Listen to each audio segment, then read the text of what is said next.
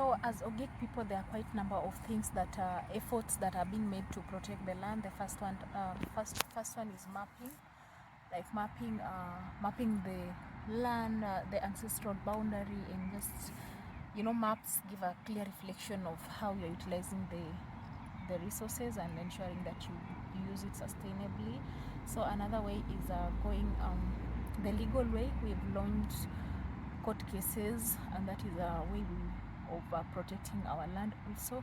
And another way is we have community bylaws that are made by the community members by themselves, and it gives a clarity on how the spatial plan of the land is supposed to be utilized. So we are following up that just to ensure sustainable use of resources.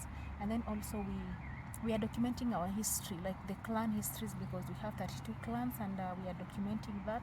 And then also we have a documentation of culture, and then the livelihood of Ogiek people, that is the beekeeping, that is what is being documented. And those are some of the efforts. There are many efforts, but I can say those are the few efforts that among the few efforts that we are putting in place to protect our